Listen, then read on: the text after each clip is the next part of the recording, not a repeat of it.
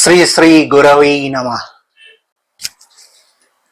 আজকে একটি অত্যন্ত সেন্সিটিভ ইস্যু, অত্যন্ত স্পর্শকাতর বিষয় নিয়ে আলোচনা করব। আশা করি সবাই বুঝতেই পারছেন যে কোন বিষয়ের উপর আমি আলোচনা করতে চলেছি। হ্যাঁ, একদম ঠিক ধরেছেন। বর্তমানে যে ইস্যুটা নিয়ে সারা দেশ উত্তাল, RG Kar issue. We want justice, নিশ্চয়ই সেই ইস্যুটা।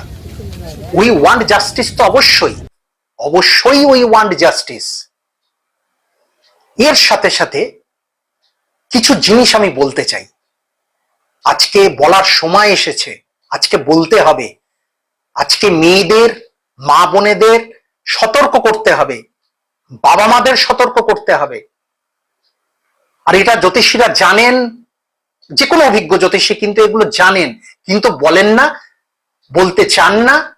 তার কারণ ক্লায়েন্টের কাছে তাদের গুডউইল নষ্ট হতে পারে। কিন্তু আজকে যেভাবে এই ধর্ষণ, রেপ যেভাবে একটা সামাজিক ব্যাধির আকার ধারণ করেছে, সামাজিক ব্যাধি, তো সেই জন্য আমাদের সবাইকে যে যে সেক্টরে আছেন তাকে সেই সেক্টর থেকে তাকে এগিয়ে আসতে হবে, মানুষকে সতর্ক করতে হবে, মানুষকে সাবধান দরকার। মানুষের, মেয়েদের, মা বোনেদের সেলফ ডিফেন্সটা সবার আগে দরকার। তার সাথে সাথে আরো কিছু জিনিস দরকার। ধরুন আজকে আমরা এই বর্তমান যে সমাজের মধ্যে দিয়ে যাচ্ছি, বর্তমান যে যুগের মধ্যে দিয়ে যাচ্ছি, সেখানে মেয়েদের স্বাভাবিক ব্যাপার, তাদের কলিগরা পুরুষ, তারা যেখানে চাকরি করেন সেখানে মেল কলিগ থাকেই। যেখানে পড়াশোনা করছেন, হায়ার স্টাডিজ করছেন মেয়েরা, সেখানেও তাদের সহপাঠী অবশ্যই পুরুষ থাকবেন স্বাভাবিক, বা তাদের চেনা জানা পাড়া প্রতিবেশী, মানে আত্মীয় স্বজন, বন্ধু বান্ধব, এটা পুরুষ থাকবেই। এটা হতে পারে না কখনো, শুধু মেয়েদের সমাজ তো হতে পারে না। তো মেয়েদের যেমন সেলফ ডিফেন্সটাও দরকার, তার সাথে সাথে কিছু জিনিস জেনে রাখা দরকার। আমি আজকে সেই জিনিসগুলো অ্যাস্ট্রোলজিক্যাল অ্যাসপেক্ট থেকে, আবার বলছি অ্যাস্ট্রোলজিক্যাল অ্যাসপেক্ট থেকে আমি সেই ব্যাপারগুলো আমার মা বোনেদের জানাতে চাই, যদি তাদের একটু হলেও উপকারে লাগে। যেমন ধরুন বিষয়টা কি, যে হাত দেখে বা কারো ঠিকুজি দেখে এটা কি বলা সম্ভব যে সেই ব্যক্তিটা বা সেই ছেলেটা বা সেই জাতকটা ভবিষ্যতের রেপিস্ট? আমি জানি অভিজ্ঞ জ্যোতিষীরা এটা জানেন, দেখে বুঝতে পারেন, কিন্তু খুব সন্তর্পণে ব্যাপারটা তারা এড়িয়ে যান। কিন্তু এখন আর এড়িয়ে গেলে হবে না, এখন জানাতে হবে মানুষকে, বোঝাতে হবে মানুষকে। আজকে যদি আমার মা বোনেদের আমি জানাই যে কোথায় কোথায় কি কি ব্যাপার দেখলে আপনারা সতর্ক হবেন, কিপ সেফ ডিস্টেন্স তাদের থেকে, কি কি সিম্বল হাতে দেখলে বুঝতে পারবেন, হরোস্কোপে কি কি সিম্বল দেখলে বুঝতে পারবেন, খুব সহজ সরল ভাবে আমি বলছি, একদম ডিপে আমি যাচ্ছি না, তাতে বুঝতে অসুবিধা হতে পারে আপনাদের। আপনার পুরুষ সঙ্গীর হাতটা দেখুন একবার ভালো করে, তার সাথে আরো আরো আরো এগোনোর আগে পারলে ট্রেনে, বাসে, মেট্রোতে চলাচলের সময় দেখুন আশেপাশে যে পুরুষ সঙ্গী বসে আছে তার হাতে দেখা যাচ্ছে কিনা। অনেক সময় দেখতে পাবেন, আমিও তো দেখতে পাই, আপনারাও নিশ্চয়ই দেখতে পাবেন। তো আর বেশি সময় নষ্ট না করে এবার আসছি প্রথমে পামিস্ট্রি দিয়ে শুরু করে, কারণ সেটা সবচেয়ে সহজ। হাতে কি সিম্বল থাকলে বুঝতে পারবেন যে এই ছেলেটি বা এই জাতকটির বা এই লোকটির রেপিস্ট হবার টেন্ডেন্সি আছে? আবার বলছি টেন্ডেন্সি, মানে পসিবিলিটিস বা প্রবাবিলিটিস আছে। তাহলে আসুন এবার দেখাই সেটা। দেখুন আমি আমার হাত দিয়েই দেখাচ্ছি, এটা হলো শুক্রের মাউন্ট। এই বুড়ো আঙুলের নিচে যে এই এতটা অংশ, এটা হলো শুক্রের মাউন্ট, ঠিক আছে? এই শুক্রের মাউন্টে যদি কোনো জাতকের দেখেন খুব জালি জালি চিহ্ন, মানে জালি জালি চিহ্নতে ভর্তি, এবং তার মধ্যে কালো তিল আছে বা কৃষ্ণ তিল, খুব ভালো করে ব্যাপারটা বুঝবেন। লাল তিল নয় কিন্তু, কারণ লাল তিল যদি এখানে থাকে কোনো ছেলের, সে কিন্তু সেই লায়লা মাজনুর মাজনু। ফলে এখানে ভুল করবেন না, ভালো করে দেখবেন ওটা লাল তিল না কালো তিল। যদি কালো তিল হয়, এইখানে জাল জাল চিহ্ন শুক্রের স্থানে, মানে শুক্রস্থানটা পুরো ভরে গেছে জাল চিহ্নে, এবং তাতে কৃষ্ণ তিল বা কালো তিল, এবং এই যে লাইনটা, এই লাইনটাকে বলে হেডলাইন বা শিরোরেখা। এই হেডলাইন বা শিরোরেখার টেনটা থাকে একটু কার্ভ টেন্ট থাকে, মানে একটু নিচের দিকে টিল্ট হয়ে যায়, মানে কার্ভ হয়ে যায় নিচের দিকে, মানে এটা চন্দ্রের ক্ষেত্র, চন্দ্রের ক্ষেত্রের দিকে কার্ভ হয়ে যায়। তো যদি কোনো জাতকের দেখেন যে এই রেখাটা নিচের দিকে কার্ভ না হয়ে বা সোজাসুজি না গিয়ে উপর দিকে উঠে গেছে, মানে কার্ভটা উপর দিকে হয়েছে, মানে এই হার্ট লাইনের দিকে কার্ভটা, তাহলে কিন্তু সেই জাতকের মধ্যে রেপ করার টেন্ডেন্সি পূর্ণ মাত্রায় থাকবে। এবার রেপ করে মার্ডার করবে বুঝবেন কিভাবে? যখন এই উপরের কার্ভটা, অন্য সবকিছু কিন্তু অ্যাজ ইট ইজ থাকবে, শুধু এই হেডলাইনের কার্ভটা উপর দিকে গিয়ে এই হার্ট লাইন, যেটা উপরে হার্ট লাইনকে ক্রস করে যখন উপর দিকে উঠবে, আয়দার বুধের মাউন্টের দিকে বা রবির মাউন্টের দিকে বা শনির মাউন্টের দিকে, কোনো একটা দিকে, তখন সেই জাতক রেপ করেই শুধু ক্ষান্ত হবে না, সে কিন্তু মার্ডারও করবে। তো এটা গেল পামিস্ট্রির বিষয়। এবার আসছি হরোস্কোপ বা জন্মকুণ্ডলীর বিষয়।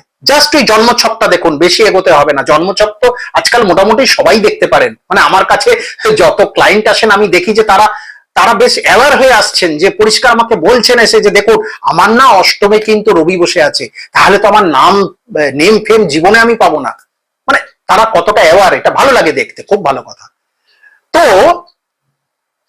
জন্মকুণ্ডলীটা যদি দেখেন তাহলে কি দেখবেন, যে দুস্থ স্থান তিনটে ভাবকে দুস্থ স্থান বলা হয়। একটা জন্মছকে ষষ্ঠ স্থান বা 6th হাউস, একটা অষ্টম স্থান বা 8th হাউস, আর একটা 12th হাউস বা দ্বাদশ স্থান বা দ্বাদশ ভাব। এই ষষ্ঠ ভাব, অষ্টম ভাব এবং দ্বাদশ ভাবকে দুস্থ স্থান বলা হয় যে কোনো জাতকের ক্ষেত্রে বা জাতিকার ক্ষেত্রে। যাই হোক, এখানে তো দেখতে হবে জাতকের ছকটা। তো যদি দেখেন এই দুস্থ স্থানে শুক্র বসে আছে এবং সেই শুক্র রাহুর সাথে কোনোভাবে কম্বিনেশনে আছে, কোনোভাবে আয়দার রাহু শুক্রকে দৃষ্টি দিচ্ছে, বা ষষ্ঠ, অষ্টম বা দ্বাদশ স্থানে রাহুর সাথেই শুক্র বসে আছে, এবং এখানেই শেষ নয় কিন্তু, এটা থাকতেই পারে। এরপরে কি হবে, ওই শুক্র রাহুর নক্ষত্রযুক্ত। রাহু কিন্তু 3টে নক্ষত্রের অধিপতি, মনে রাখবেন। 6 নম্বর নক্ষত্র আদ্রা, 15 নম্বর নক্ষত্র স্বাতী এবং 24 নম্বর নক্ষত্র শতভিষা। তাহলে কি মনে রাখবেন, 3টে নক্ষত্র কিন্তু 3টে নক্ষত্রের অধিপতি রাহু। একটা হলো আদ্রা 6 নম্বর নক্ষত্র, বা স্বাতী 15 নম্বর নক্ষত্র, কিংবা শতভিষা 24 নম্বর নক্ষত্র। এই তিনটের কোন নক্ষত্র যদি শুক্র যুক্ত হয়ে বসে থাকে এই দুস্থ স্থানে, 6th হাউস বা 8th হাউস বা 12th হাউসে, রাহুর নক্ষত্র যুক্ত হয়ে এবং রাহু দ্বারা দৃষ্ট হয়ে বা রাহুর সাথে একসাথে যদি বসে থাকে, তাহলে কিন্তু তার রেপিস্ট হবার কিন্তু প্রবল থেকে প্রবল পসিবিলিটিস বা প্রবাবিলিটিস থাকবে। Keep safe distance from that guy. এবার ঘটনা হলো, তার বাবা মা যদি এটা দেখতে পারেন তো খুব ভালো কথা। তাদের উচিত প্রথম কথা কোনো সাইকিয়াট্রিস্টের শরণাপন্ন হওয়া, কোনো মনোরোগ বিশেষজ্ঞের শরণাপন্ন হওয়া, যে এর হয়তো এরকম ব্যাপার আছে, অ্যাস্ট্রোলজার বলছেন এরকম, আপনি দেখুন, আপনি এবার এক্সামিন করুন, টেস্ট করুন, যা যা আপনার করার আপনি করে দেখুন, এবং তার জন্য তাকে কিভাবে সুস্থ করে তোলা যেতে পারে। কারণ এটা তো ব্যাধি, তো সুস্থ করতে হবে। তো তাকে তো আপনি ফায়ারিং স্কোয়াডে ফায়ার করে দিতে পারেন না, যে কবে পসিবিলিটি আছে সে রেপ করতে পারে আপনি তাকে ফায়ার করে দিলেন আগে থেকে, এটা তো হতে পারে না। ফায়ারিং স্কোয়াডে দাঁড় করিয়ে দিলেন, এটা তো হতে পারে না। তার ট্রিটমেন্টের দরকার, প্রপার ট্রিটমেন্টের দরকার। আর কোনো অভিজ্ঞ অ্যাস্ট্রোলজারের শরণাপন্ন হবেন, যে এই জাতককে কিভাবে এর এই যে টেন্ডেন্সি এই টেন্ডেন্সিটাকে অন্যদিকে ভালো দিকে ঘুরিয়ে দেওয়া যেতে পারে, সেটাও কিন্তু একজন অভিজ্ঞ অ্যাস্ট্রোলজারই বলতে পারবেন। তাই ঘাবড়ানোর কিছু নেই, রোগ হলে তার ট্রিটমেন্ট আছেই। ট্রিটমেন্ট করলে, সময় মতো ট্রিটমেন্ট করলে অনেকটা কিন্তু মিনিমাইজ হয়ে যাবে এবং ভালোর দিকে যাবে সেটা।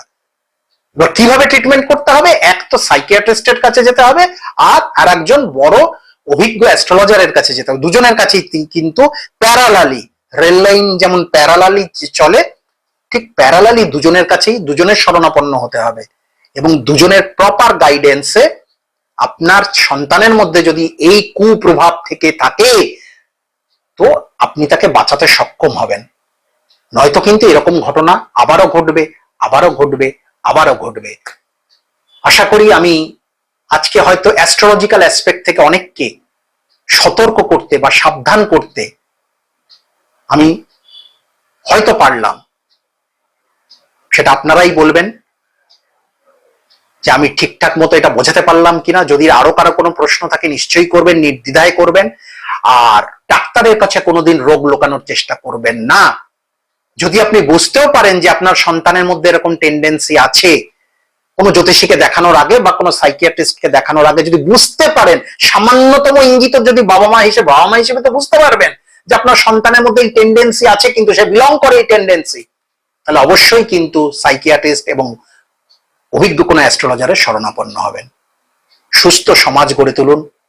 আবার বলছি, সবাই খুব ভালো থাকবেন। কিন্তু আরজি করের ভিকটিমের যে অপরাধী, তার কিন্তু বা যারা অপরাধী, একজন কিনা আমরা তো জানি না, একাধিকও হতে পারে। আবার বলছি আমি ভিডিও শেষ করার আগে, আরজি কর কাণ্ডে যারা প্রকৃত দোষী তাদের দৃষ্টান্তমূলক শাস্তি চাই। আজকে এখানেই শেষ করছি।